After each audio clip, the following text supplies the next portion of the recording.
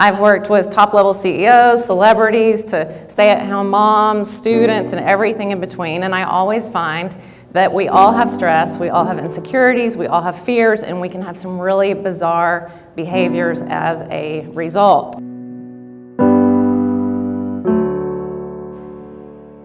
TRIESSENCE is the perfect balance between the three elements of your true essence: physical, mental, and spiritual. Aligning these three states results in happiness, fulfilling relationships, health, success, love, and joy. This is a picture of me when I was 3 years old. And the reason why I start with this is to say that sometimes it looks like everything is all good on the outside, it's wrapped up in a pink pretty bow, but that's not always the case of what's going on inside of us. Unfortunately, my stress started at a really young age. And by the time I was in my 20s, I had a doctor tell me that I had more ulcers than he could count.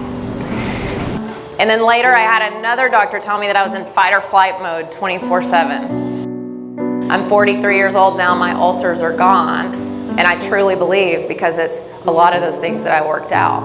My stress level used to be up at a 10, now it's a 2 or a 3 because I've taken care of myself in all these different ways, and that has healed that with no medication or anything. That's what I did. And I used to be living my life to my fullest potential down here. Now I'm up here, so I'm super passionate about sharing that with other people. What's all the hype about mindfulness lately? Mindfulness is about 3 things. Number 1, being present. Number 2, being aware and in control of our current mood. And number 3, knowing the impact that our thoughts and our actions have on our own lives and everyone else's around us. Whether I'm working with someone one-on-one, doing a webinar, a keynote speech, a workshop, doing reset breaks, or teaching yoga at an event, I love creating a mindfulness experience, and it takes being mindful to be open to hearing these topics that I speak about. Optimists aren't afraid to face their fears. They look at it as an opportunity for growth, so even if it doesn't quite work out the way that they have it planned in their minds, they'll continue to go and try over and over and over until they get it, and it's what causes people to be successful and to be able to fulfill their dreams and live their life to their fullest potential. Optimists have a lot of incredible characteristics about themselves. They're typically more positive people. They don't focus on the negative. They're hopeful. They have grit. They're willing to work hard. They're brave. They tend to be a little bit more creative because they look at things not as failures, but as opportunities. They typically have a big belief in themselves. They believe in other people, and they a lot of times believe in something bigger than themselves. Optimism is a choice that we all have access to. It's about mindful awareness, self-awareness, actually taking the time to go within and pay attention to our thoughts and pay attention to the words that we're speaking. Is it positive or negative? Because at any moment, we can all make a decision to be positive, and we can do anything that we set our minds to. Her name is Jeannie. She's a client of mine. And Jeannie's life has drastically changed and is not going the way that she planned, but she still finds purpose and joy every single day in her life. Jeannie has ALS. And she said the amount of joy that it brought me was so much greater than the struggle that it took me to get down there, that it was amazing. And I thought, how many bluebirds, redbirds, hummingbirds, butterflies, each other are we passing all the time of these moments that we can have joy, and we're just totally missing it. She sees life in a very different way than we do now. And she looks and she just wants to yell at us and go, what are you stressing about? What are you doing? Sit down, take better care of yourself, spend time with the ones that you love. So she is an example of finding purpose and joy in the little things. Sometimes we think that to live our life to our fullest, we have to be the president, or we have to be an Olympian, or we have to win these huge awards. We can bring purpose and live our life to our fullest every single day if we make the choice to do it. If we had to sum it up in one word, present, present, present. Are we being present? When we're around other people, do they feel like they're actually really with us? When we're driving around in our cars, do we remember the drive, or do we show up and wonder how in the world we got there? Are we observant of our beautiful surroundings? We have so much coming at us all the time in technology, which is fabulous, but sometimes it keeps us from being present. What I mean by emotional intelligence is, are we self-aware enough to know the ways that we come across to other people? That's one side of emotional intelligence. But we do need to take care of ourselves emotionally and let ourselves and allow ourselves to release our emotions sometimes, and that's great. Out of the office would be the most preferred setting. And then there's the emotional intelligence side of how do we manage ourselves when we're triggered and when we're under pressure. Because your brain can't process fear and gratitude at the same time. I think the CEOs down are starting to understand that when you invest in a person, they're going to better invest into the final product, therefore it's going to increase ROI. So having someone come in and at least touch on the topic of personal development and then follow through with tools is invaluable. Do you need to forgive yourself and other people?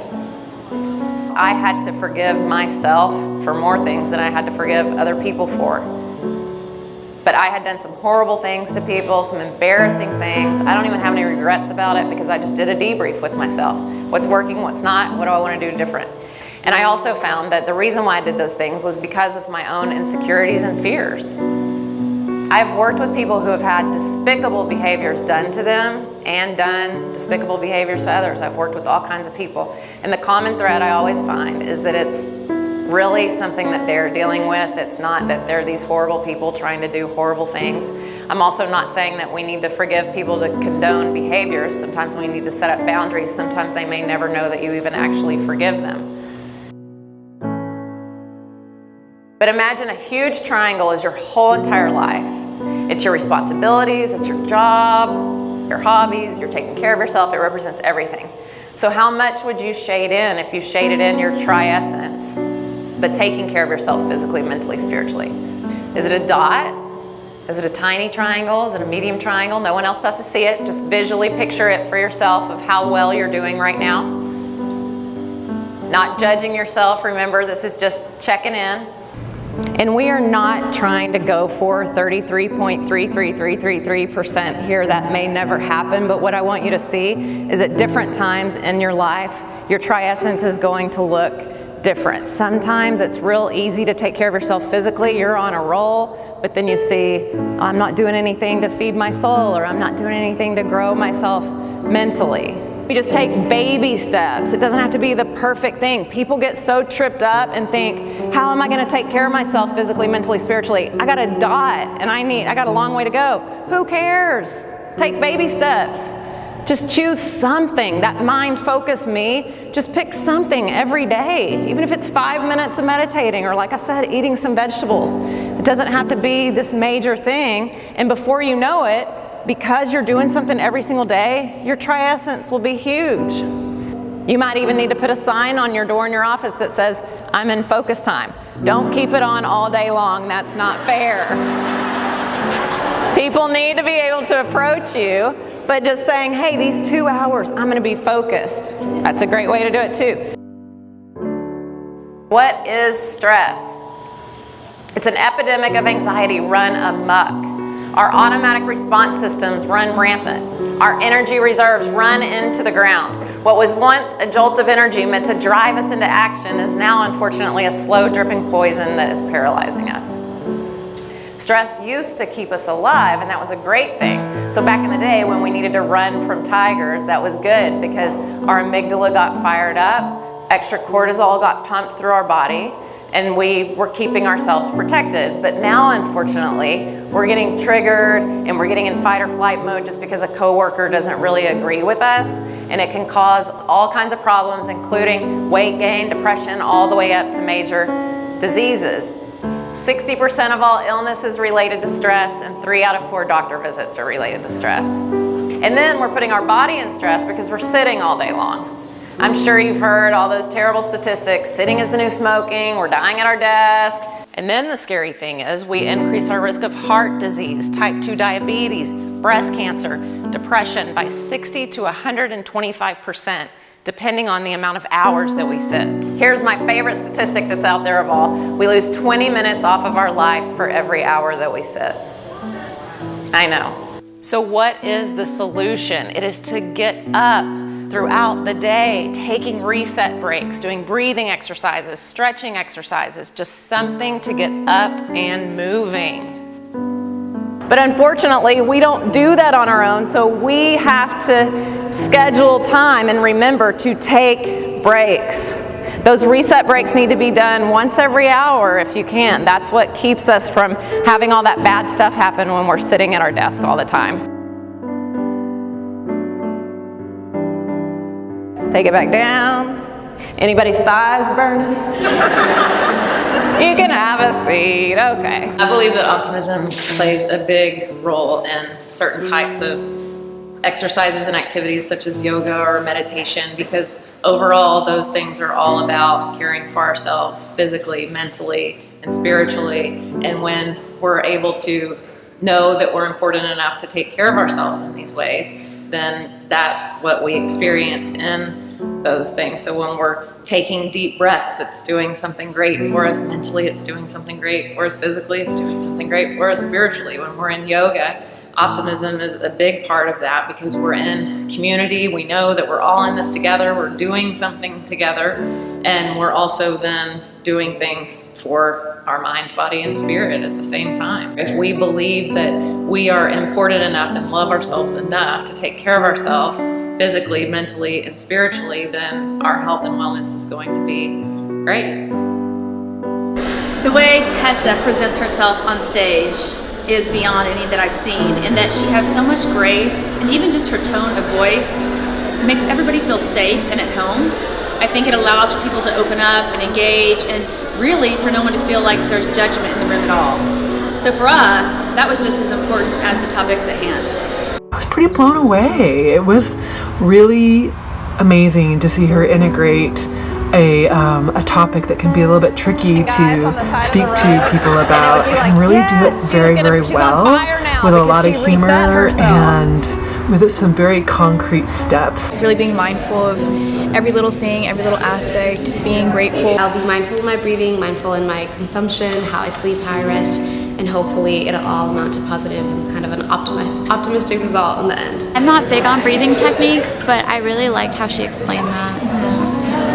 How willing she was to share her story. That was super important. That was something I don't think a lot of people do, so that was really awesome. In order to keep myself grounded and mindful when I'm out on the road, my husband actually built us Matilda the Mindfulness Mobile. And when it makes sense, sometimes we actually get to drive her to events. Sometimes she even lets me drive. And sometimes I even get to be a part of the action. We'd love to help you find your own mindfulness vehicle, just something that represents being present so that you can live your life to the fullest. Inhale, sweep it up. I love Tessa's presentation because I do a lot of things for other people. I help with children, I help with my family, but I forgot to balance my life. I just believe that God sent Tessa.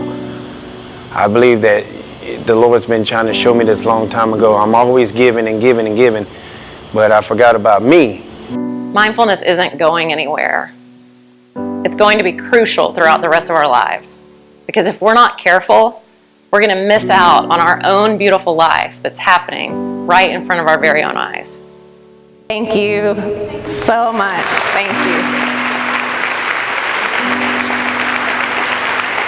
Thank you. You have two great people here. I mean, I don't even know them, but I feel like I know them. They're so awesome, and I'm so happy that you allowed them to come here today. Thank you.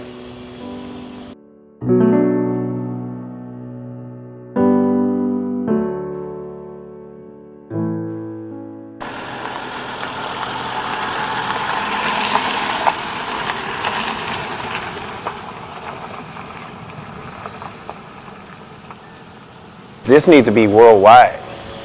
Everybody needs to see this.